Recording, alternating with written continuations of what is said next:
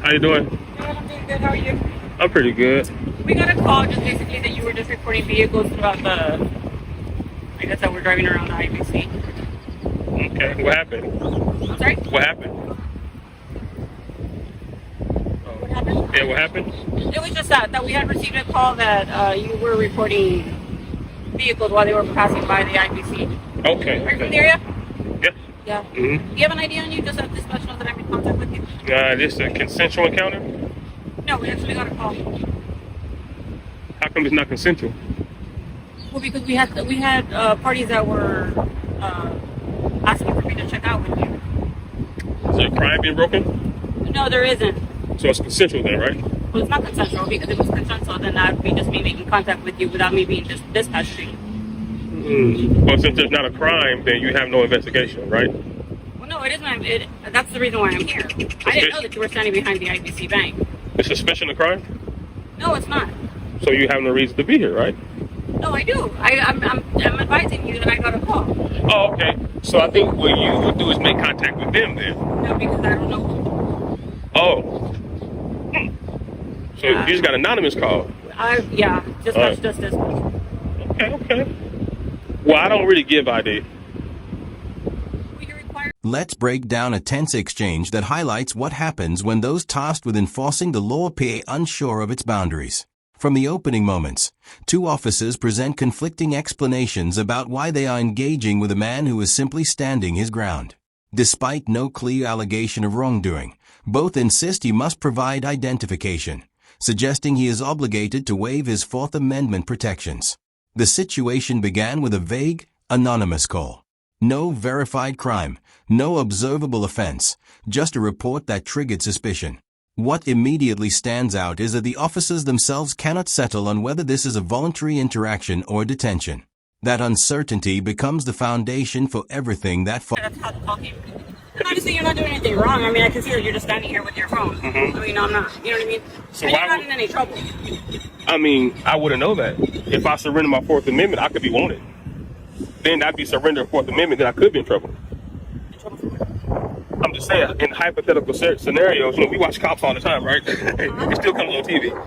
When someone surrenders their Fourth Amendment, such as their ID, you guys run that through NCIS, and then you go, or ASIS, you're right, and you run their system, their information is look for warrants. So now they surrendered their Fourth Amendment, then they're subject to arrest. Okay, so do you understand the reason why I'm here? Yeah, I totally understand that, but that would be like in a whole different circumstance, right? This isn't a traffic stop or anything like that. Right. It's not a casual encounter. Mm-hmm. I mean, you can just provide me information. We did get a call that you were out here reporting vehicles. Again, you're not committing any crime. Mm-hmm. The only thing is that I got dispatched here. Okay. No rings. You're not married? No, sir. Why not? No need to be. No need to be? Oh, wow. If you don't mind, I'll be out of your hair. It's kind of hot out here, and you can continue. Hey, it's a good shade. Look at this shade. Yeah, unfortunately, I cannot assist you with your investigation. That's not my job. I'm not going to do that. So even identifying me will be assisting you with your investigation. Well, the thing is that I don't know it. I don't know you personally. You're not supposed to. I'm a private citizen. Yeah, of course. So The man remains composed and asks direct, uncomplicated questions. What crime has been committed? He presses. The responses are inconsistent. One officer claims the contact is not voluntary because dispatch sent them. Another attempts to redefine suspicion and duty in a way that blurs legal standards. The exchange becomes a back and forth over definitions. While the citizen speaks calmly, the focus shifts toward demands for his identification. References to penal codes and database checks are introduced, along with suggestions that refusal could escalate matters. What began as a simple inquiry now carries the weight of potential legal consequences. Honor a member of the public, and a member of the public explains to them their rights. Okay. I can hear you. I can multitask. Okay. Name? How's it going? Officer Media. Badge number? 747. 747. What was your badge number? 747. Okay, just like a hypothetical question. Okay. I'm not insinuating nothing, but when officers encounter a member of the public, and the member of the public state their rights or a penal code, why do officers never think that they're police? Is it because there's a code of conduct that says if you're a police, you wouldn't do this? If you're a police, you wouldn't be out here with a camera doing what you're doing. Is that like an internal thought process? I've no idea what these are either. I don't even know. Wow. So no one. So when I rewind this and play this, you're saying I gave an incomplete sentence? That's not what I'm saying, sir. Well, then why don't you know what I'm talking about? So right now we're obviously you're going off topic, right? I'm supposed to, because you have no reason to be here. I do. I just explained that to you. We got a phone call, right? It's just somebody concerned. That's all it is, right? And now you're here. And I'm here. So it's not a consensual encounter, like I mentioned. I just didn't drive by here and decide to talk to you. You did. I actually got this car here. So It's a little too loud for us to just roll by and talk to people. we just came into shift anyway. So Well, the reason I say you did is because no one gave you a citation of a law being broken or a policy being broken. Therefore, for you to drive past and observe, you observe the suspicious person, which is. As the discussion continues, the contradictions sharpen. The man asks a logical question. If he hands over his ID, will it be processed through official systems? When the answer is unclear, he challenges the necessity of the demand. This is no minor technicality. It touches on core civil liberties. The officers cite service calls and reasonable suspicion, yet struggle to explain how those standards apply in this specific moment. Meanwhile, the citizen maintains a steady tone, emphasizing that rights are not suspended without lawful justification. The scene reveals how discretionary authority, when not grounded in clear legal reasoning. Real quick, this is my hypothetical question. Why is it that when officers are called to the scene, even if it's not a crime, like what I'm doing right now, why is it that when you engage with a member of the public, when the member of the public state their rights, and if I state penal code, if I state case law, why is it that police officers never think, is he a police officer? It's almost like you guys just be like, he's not a lawyer, he's not a police officer, whatever he's saying. Why is it that type of like posture? Yeah, no, I mean, we listen to people, right? It's a part of our job every single day. When people are right, I tell them, okay, you're right. You know what I mean? Okay, now watch this. Is this a consensual encounter? No, it's not. Okay, Just because it's a call for service. right, because it's a call for service. Yeah. But when it's a call for service, you guys are here to enforce the law. Not necessarily. Then what else do you enforce? So like reasonable suspicion, right? What's reasonable? Reasonable? That's articulable reason It's what a suspicion. reasonable person would believe. You know what I mean? Is that a penal code reason? It's in the penal code. It says articulable suspicion that a crime is being committed or about to be committed. I don't know the definition textbook off my head, right? But reasonable suspicion, probable cause, they're all different levels. Right. But like I said, call for service, usually just reasonable suspicion. You know what I mean? It's not probable cause, right? Like, it's not Right. probable cause. So there's no probable cause. The citizen tests their reasoning with hypothetical examples, attempting to reconcile the officer's opposing statements. He questions why quoting established law is dismissed as argumentative. One officer indicates she interprets the situation differently. The other repeats generalized explanations without verifying the legal framework. At no point does anyone pause to confirm the statutes being discussed. Instead, assumptions guide the conversation. The imbalance becomes evident. A calm, informed individual faces officials who appear uncertain about the precise limits of their authority. The issue is not tone or attitude. It is clarity and... right. But no, you're nice. But my thing is this. When a member of the public engages with law enforcement, we should be able to give our understanding also in such a way to you guys shouldn't be in a hurry to leave. Because if there was a real investigation, if I was breaking the law, you guys would take your time to detail a police report, what they call them, witnesses. You guys would take your time to get a full report. Sometimes our hands are limited, right? Like I mentioned earlier, it was just a concerned citizen, so we don't have any information to go based on. Right. I know that, but I'm saying, like, since you don't have that, We don't, and so the call came out, Mhm. matching your description. You're obviously holding a camera, and you're Right. recording, so that's all we have. That's all we have to work on right now. So that's why I'm making contact with you right now. But for future reference, I just want you to know that is not enough to ID someone. Okay. And I think you know that. I think you probably got to update it, you know. It just I think Louis- it makes it easier, right? And like I mentioned, you're not in any trouble, like you had mentioned. Mhm. I'm trying to make contact with you. And Right. at the end of the day, I'm doing my job. No, you are. But see, Right. part of your job is to enforce accurate law. If you're misinterpreting the law, now you're violating someone's rights unknowingly. You can do it knowingly or unknowingly, like this gentleman. When you went to the car, he said, I did not have the ID.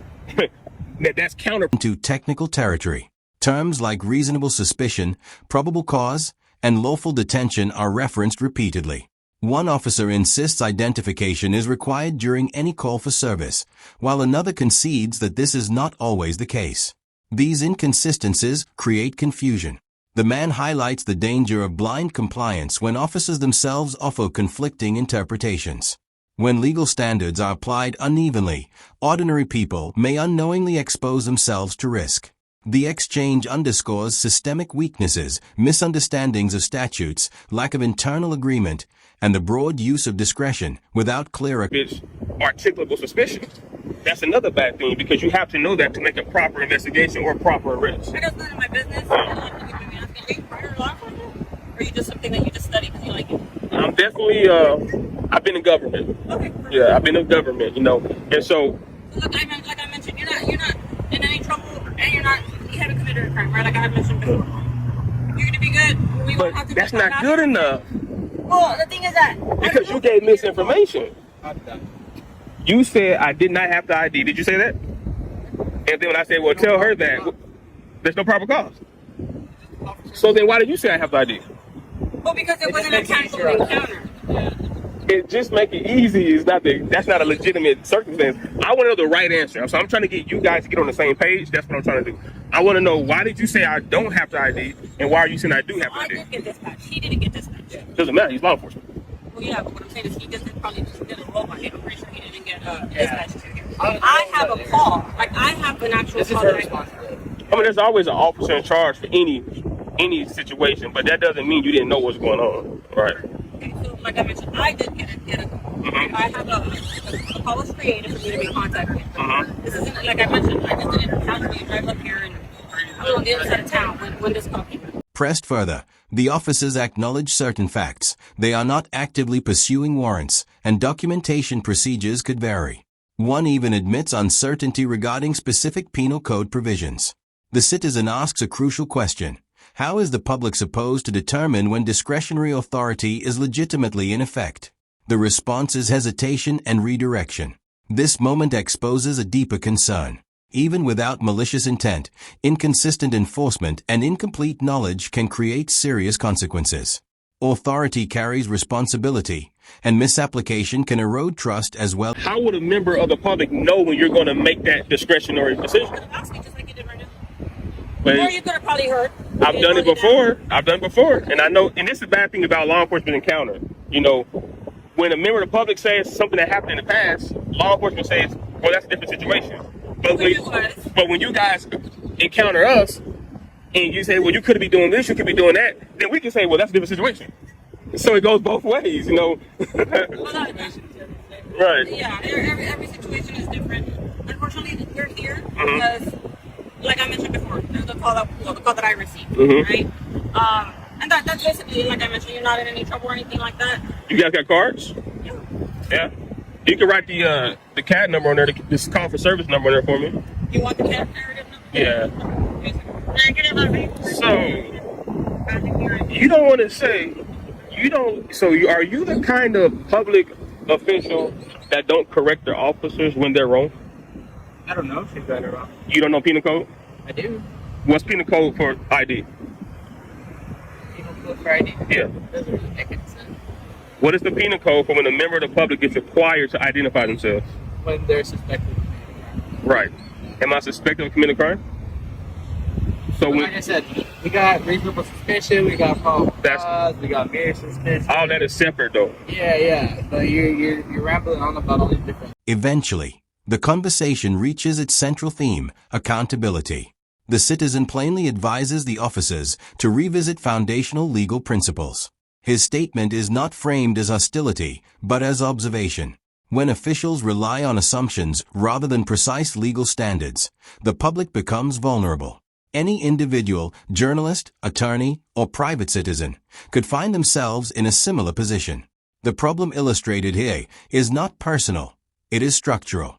Gaps in understanding and communication can place everyone at risk when interactions hinge on unclear interpretation. Subject matter examples to get you guys to understand. Well, it's like she just finished telling you, man. We do have a reason to fear this because of the call. Now, That doesn't mean we're, telling you, hey, you committed a crime or whatever, right? But it's just a concerned citizen, right? Our citizens are our responsibility. you're Daffy Duck. You need to touch up on your law and your fundamentals, because you are a casualty to the city, and you, by the way you interpret things, it's not good for law enforcement. That's not a case number. I should check out. It's just the kind of narrative. It's information. You guys are hearing an information call. Yes. But, yes, I know. Yeah. No. Alright. All right. Be safe, man. Hey, and always remember, every member of the public could be an FBI agent. They could be anybody. So when you give inaccurate representations of the law, you're opening yourself up to situations and circumstances. And we don't want to do that, because the taxpayers have nothing to do with it. The encounter concludes without full resolution, yet its implications remain significant. Situations like this demonstrate why awareness of constitutional protections matters. Documentation, respectful questioning, and informed dialogue can make a critical difference. Citizens benefit from understanding their rights, just as officers benefit from consistent legal training and clarity.